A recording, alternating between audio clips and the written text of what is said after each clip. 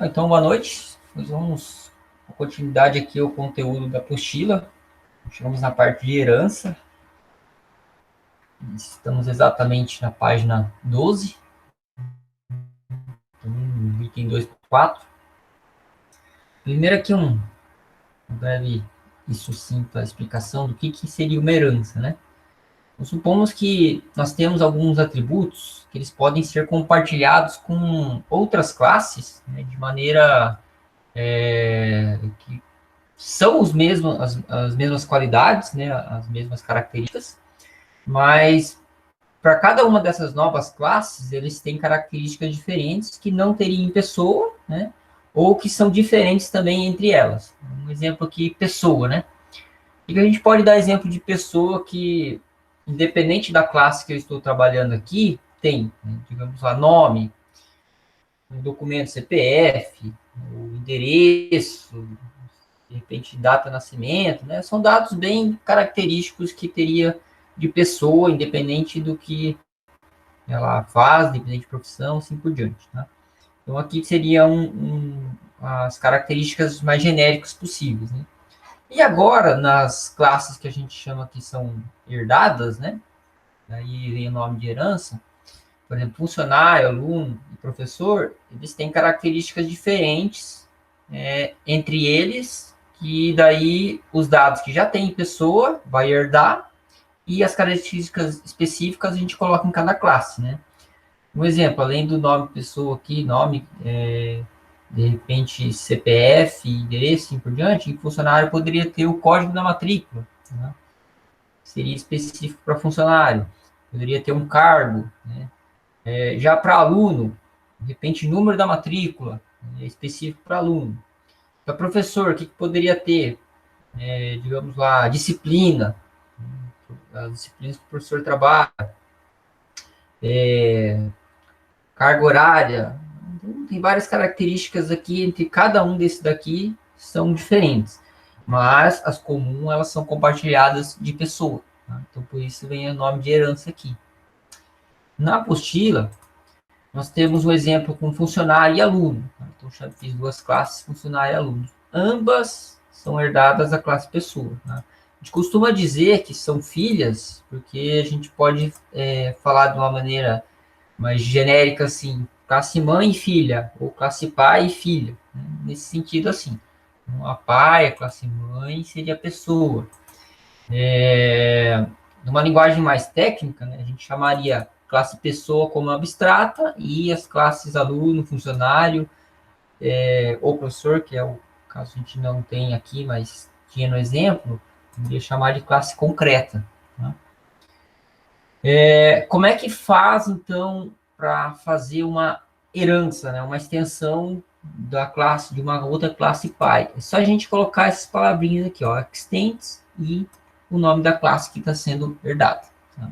Então, desse jeito bem simples aqui. Então, se a gente observar a classe pessoa, que a gente já tem, então, o que eu coloquei aqui em pessoa?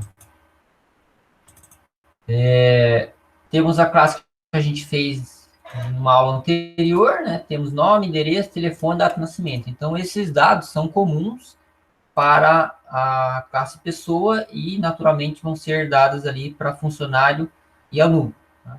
E com funcionário e aluno, aí vão ter, para funcionário vai ter os atributos específicos, que eu coloquei salário e matrícula, e para a classe aluno, são 3, eu coloquei mensalidade, curso e registro acadêmico, né?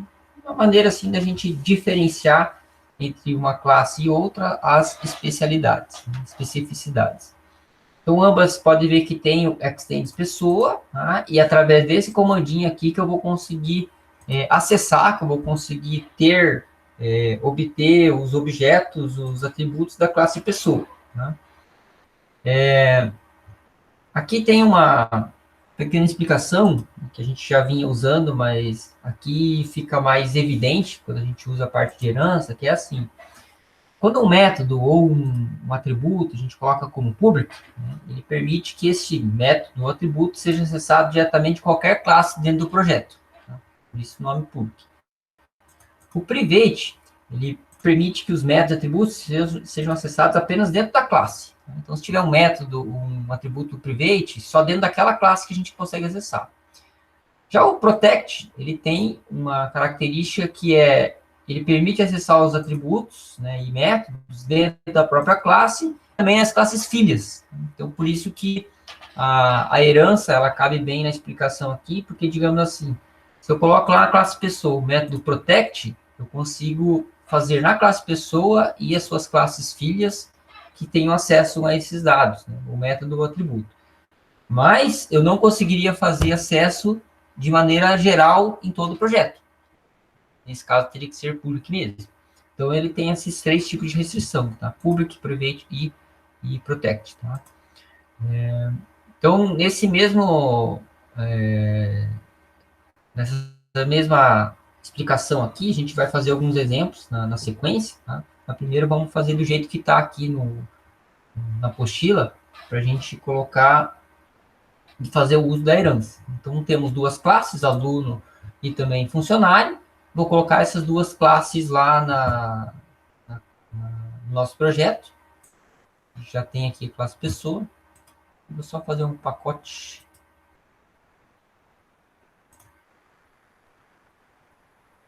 Vou chamar aqui de herança.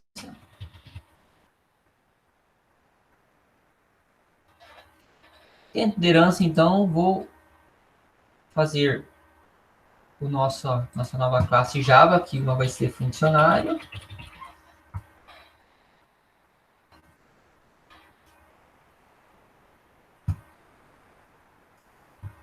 Cria funcionário. Vamos fazer de maneira mais prática aqui, né? Vamos copiar o código que está na apostila.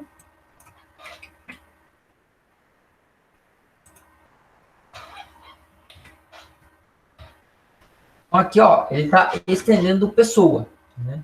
Pessoa, ele já vai, depois a gente vai ver no exemplo e guardar os dados. Aqui está dando um errinho, por quê? Precisa fazer a importação. Então, como a gente colocou em pacote diferente, né? Tá em herança e associação aqui, as pessoas, a gente precisa fazer aqui o nosso package. Né? Fez a importação, né? Lembrando, através desse daqui que ele vai fazer a nossa herança. Agora eu vou fazer também para a classe aluno.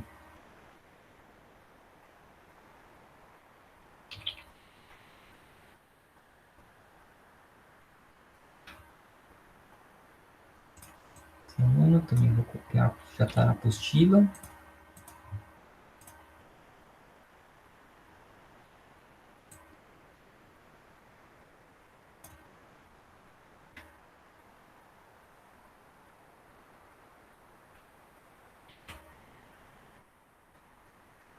Vamos importar o pacote.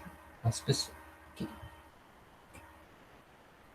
E funcionando certinho, né? Tanto a classe aluno quanto funcionário, tá sem erro nenhum. Né?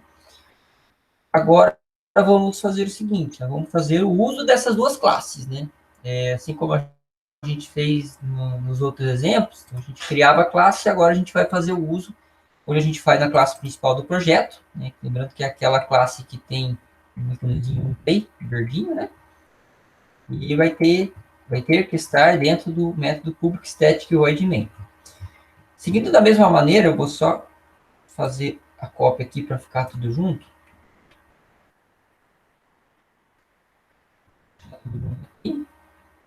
E também da aula passada de associação, né? Vou fazer também o comentário.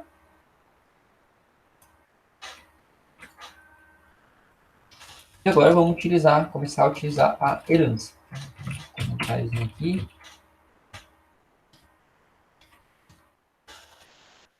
Aqui eu só declarei uma instância de pessoa, né? Então, nesse momento, só existe pessoa, tá? Pessoa com nome e data de nascimento, nem peguei todos os atributos. A partir de agora, eu vou criar uma instância primeiro de funcionário, tá? Funcionário minúsculo, funcionário.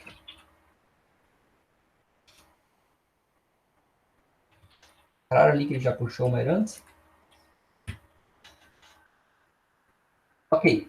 Nesse momento, eu tenho uma classe pessoa e tenho uma classe funcionário. Mas lembrando que eu tenho, dentro do funcionário, os atributos já que são de pessoa, são herdados. Tá? Então, como é que eu vou fazer aqui a atribuição? Vou colocar aqui nome, funcionário, ponto, set. Reparem aqui o seguinte, data nascimento, endereço, e nome, e telefone, pode ver que aí ele, acho que está aparecendo para vocês certinho, ele não está negrito, né? Então, significa que esses métodos são herdados lá de pessoa. Eles não estão diretamente em funcionário. Quais os métodos que estão realmente em funcionário? Matrícula e salário. Tá? Eu vou pegar o nome aqui primeiro, colocar aqui o nosso popular João da Silva.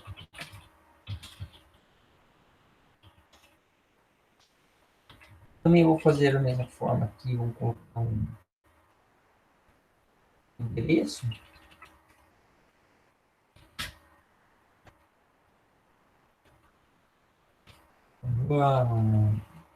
Vou parar aqui. Agora vamos colocar um dado específico do funcionário.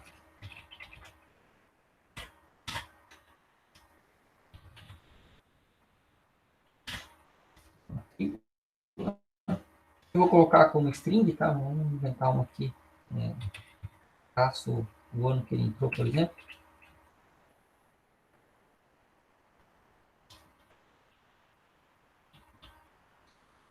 Vou colocar aqui 7. Salário. Vou colocar aqui que o nosso João da Silva ganha R$1.000.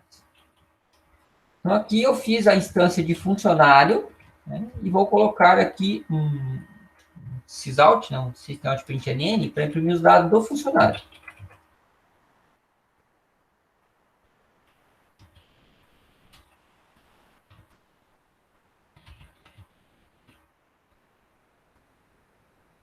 A gente não fez o método de imprimir lá na classe funcionário, né? Eu vou colocar campo a campo aqui. Campo de nome. Endereço.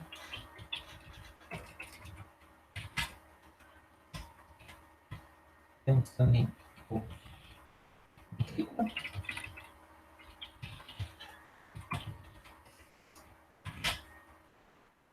E agora temos o salário.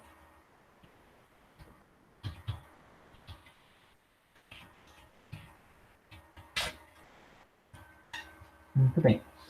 Por que eu não vou colocar aqui um sysout print ln para pessoa? Só para vocês verem que esse daqui é uma nova instância de funcionário, já não tem a ver com pessoa. Tá? Depois eu faço um exemplo aqui que não daria certo, né? Só para a gente ver pessoa. Então, esse aqui seria o nosso exemplo de funcionário. Vamos testar aqui, vou dar um F6.